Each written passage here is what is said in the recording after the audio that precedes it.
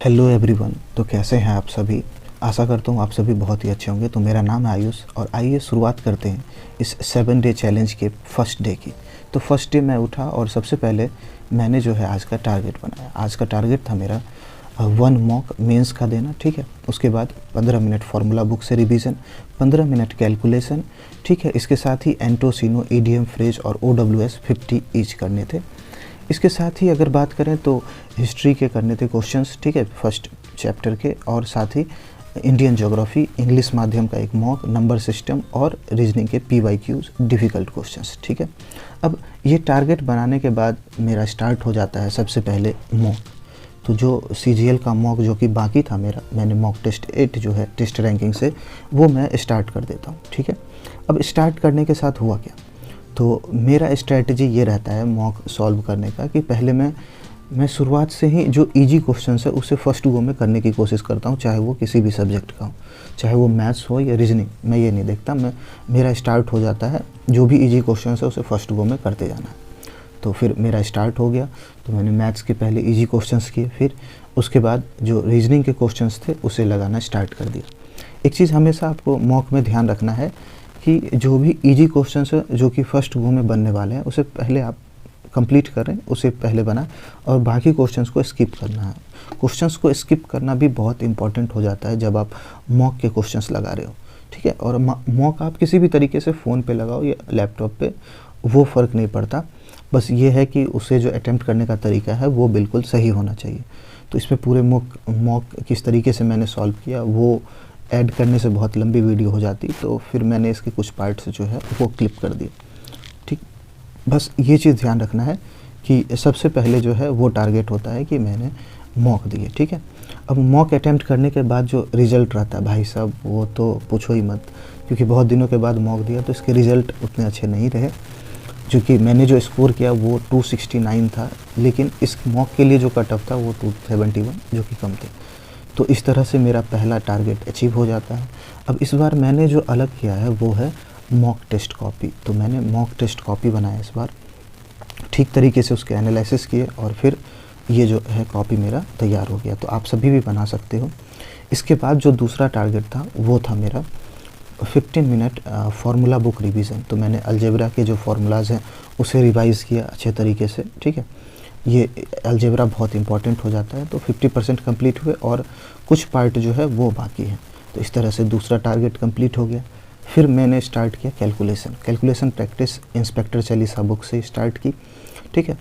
इसमें जो है पहले किया एडिशन, तो 20 एडिशन किए और थोड़ा कम ही 5 मल्टीप्लिकेशन। इसके बाद स्टार्ट होता है नेक्स्ट टारगेट, जो कि है 1 वर्ड सब्स्टिट्यूशन। OWS किए मैंने 51 वर्ड सब्स्टिट्यूशन किए। यहाँ पर ये है asked in SSC exams, black book से मैंने किए थे। यहाँ पर आप अपने हिसाब से चीज़ों को चेंज भी कर सकते हो, आप पहले मोस्ट रिपीटेड भी कर सकते हो, ठीक है। तो इस चीज़ को ध्यान रखना। तो 50 मैंने किए पहले OWS।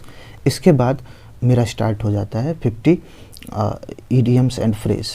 तो इसके बाद मैंने फिर इसी ब्लैक बुक से ही ईडियम्स एंड फ्रेज किए, पहले भी मैंने कर रखे थे, उसे बस ठीक तरीके से रिवाइज़ किया, ठीक है। तो ये ईडीएम फ्रेज मेरा कंप्लीट हो जाता है। एक चीज़ ध्यान रखेंगे कि जितना ईडीएम फ्रेज और वोकैब वाले पार्ट इंपॉर्टेंट है, उतना फिक्स्ड प्रीपोजिशन भी इंपॉर्टेंट है, ठीक है। तो उस पर भी ध्यान देना है। वो मैं नेक्स्ट टारगेट में उसे ऐड करूँगा, फ्रेजल वर्ब और फिक्स्ड प्रीपोजिशन को। तो ये चीज़ बिल्कुल ध्यान में रख कर चलना होगा, ठीक है। तो यहाँ पर मैंने ईडीएम फ्रेज भी किए। उसके बाद फिर मेरा स्टार्ट हो जाता है सिनोनिम्स, ठीक है। तो उसके बाद मैंने किए 50 सिनोनिम्स और 50 एंटोनिम्स, ठीक है। तो वो चीज़ें साथ में चलती रही। अब एक चीज़ और ध्यान रखना है प्रिपरेशन के टाइम पर, कि जो फर्स्ट टाइम अगर कोई याद कर रहा होता है ना ये वोकैब, तो वहाँ पर टाइम ज़्यादा लगना स्टार्ट होता है। लेकिन जब आप एक बार अच्छे तरीके से याद कर लेते हो तो फिर वहाँ पर रिवीजन करने में कम से कम टाइम लगता है। तो मैंने इसके साथ ही पहले सिनोनिम्स किया 50, और इसके साथ ही 50 एंटोनिम्स कर दिया। अब ये जो है 50 सिनोनिम्स और 50 एंटोनिम्स, ये लगता है कि बहुत कम है, लेकिन इसे ठीक से रिवाइज़ करने जाओ तो इसमें काफ़ी टाइम लग सकता है। तो ये चीज़ें ठीक से करनी है आपको, रिवाइज़, और इसको याद भी करना है। इसके बाद मेरा स्टार्ट हो जाता है जीके मैंने 2 बुक से ही किए अभी तक। वो एक तो लूसेंट का है और दूसरा किरण की SSC बुक। अब इसकी लूसेंट की सबसे पहली जो एंशिएंट हिस्ट्री है वहाँ से मैंने स्टार्ट किया। तो उसके जो है फर्स्ट चैप्टर जो है उसका मैंने आधा यानी कि 50% रिवाइज़ किया है, और कल जो है वो थ्योरी वाला पार्ट वो कंप्लीट हो जाएगा। देखिए, जब भी आप जीके को रिवाइज़ कर रहे होते हैं तो उसमें 2 चीज़ ध्यान रखना है। एक तो थ्योरी बुक लूसेंट से पढ़नी है, और दूसरा जो टीसीएस है उसके क्वेश्चंस लगाने हैं वो, क्योंकि वो भी बहुत इंपॉर्टेंट होते हैं। जो मैं किरण की पीवाईक्यू उससे कर रहा हूँ, मेरे लिए लैंग्वेज बराबर ही है, क्योंकि मैंने इस बुक से पहले पढ़ रखा है तो फिर मैंने इसी से किया। ठीक है, अब जब दूसरी बात करें, ठीक है, तो इसके बाद फिर मैं करता हूँ ज्योग्राफी, इंडियन ज्योग्राफी यानी कि भारत का भूगोल। तो इसमें ये जो फर्स्ट चैप्टर है, मैंने फर्स्ट चैप्टर को कंप्लीट किया ठीक तरीके से पूरा, और इसे कंप्लीट करने के बाद जो टीसीएस है उसके प्रीवियस ईयर के क्वेश्चंस को लगा लिया। ठीक है, ये भी क्वेश्चंस बहुत इंपॉर्टेंट हो जाते हैं, तो इसको ध्यान में रखना है। इसके बाद जब आप इसको रिवाइज़ कर रहे होते हैं तो कुछ पार्ट्स ऐसे होते हैं जिसे याद भी करना होता है, तो उसे भी याद करते हुए चलना है। कम से कम 2-3 बार आप उसे पढ़ते जाओ ताकि वो चीज़ें दिमाग में रहे, या जब क्वेश्चंस आए तो आप उसे कर सको। और दूसरी बात कि प्रीवियस ईयर का बहुत ज़्यादा रोल है अभी जीके में। ठीक है, क्योंकि एसएससी कुछ क्वेश्चन पूछती है जो समझ से बाहर है, लेकिन कुछ क्वेश्चंस है जिसका बहुत ज़्यादा रोल हो जाता है। ठीक है, इसके बाद फिर मैंने कि ये जो राकेश यादव की प्रीवियस ईयर की बुक है, यहाँ से 50 क्वेश्चंस लगाए मैंने। 50 क्वेश्चंस का टारगेट था, लेकिन मैंने 35 ही अटैम्प्ट किए आज। नेक्स्ट डे से धीरे धीरे ये जो क्वांटिटी है इसे इंक्रीज़ करता चला जाऊँगा।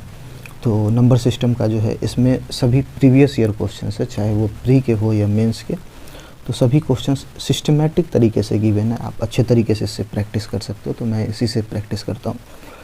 तो सबसे पहले मैंने इसके 35 क्वेश्चंस अटैम्प्ट किए। ठीक है, 35 क्वेश्चंस अटैम्प्ट करने के बाद इसमें कुछ ऐसे भी क्वेश्चंस थे जो नहीं बने, फर्स्ट मतलब 2 बार बनाने के बाद भी कुछ ऐसे क्वेश्चंस हैं जो नहीं बने, तो उन क्वेश्चंस को मार्क किया ताकि उसे फिर बाद में भी रिवाइज़ किया जा सके। तो ये चीज़ें ध्यान रखनी है। इसके बाद साथ ही अगर ये जो मेरा दिन का आज पूरे दिन का जो टारगेट है उसमें चीज़ें कंप्लीट हो गई, लगभग जो चीज़ें हैं वो कंप्लीट हो गई। बस कुछ पार्ट्स हैं जो कि रह गए, जो कि सबसे पहला था वो कह सकते हो डिफ़िकल्ट क्वेश्चंस रीजनिंग के। साथ ही मैंने इंग्लिश माध्यम का भी मॉक अटैम्प्ट किया था, और वो चीज़ें यहाँ ऐड नहीं हो पाई। ठीक है, लेकिन मैंने उसे अटैम्प्ट किया था, फ़ोन में ही अटैम्प्ट किया था। तो इंग्लिश माध्यम का भी एक मॉक है, उसे ऐड नहीं कर पाया, लेकिन नेक्स्ट वीडियो में उसे भी ऐड कर दूंगा। ठीक है, इसके बाद अब देखते हैं कि जो मेरा आज का पूरा टारगेट था उसमें कितना कंप्लीट हुआ और क्या चीज़ें बच गई। तो आप जैसा कि आप यहाँ देख सकते हो कि लगभग सभी चीज़ें कंप्लीट हो गई। बस एक रीजनिंग के पीवाईक्यू डिफ़िकल्ट क्वेश्चन छोड़ के उसे नेक्स्ट डे करूँगा, और 2 चीज़ें ऐड करनी है, वो है फ्रेजल वर्ब और फिक्स्ड प्रीपोजिशन। ठीक है, तो यहाँ तक देखने के लिए बहुत बहुत धन्यवाद। अच्छी लगी हो तो वीडियो को लाइक कर दें और चैनल को सब्सक्राइब कर दें। Thank you so much.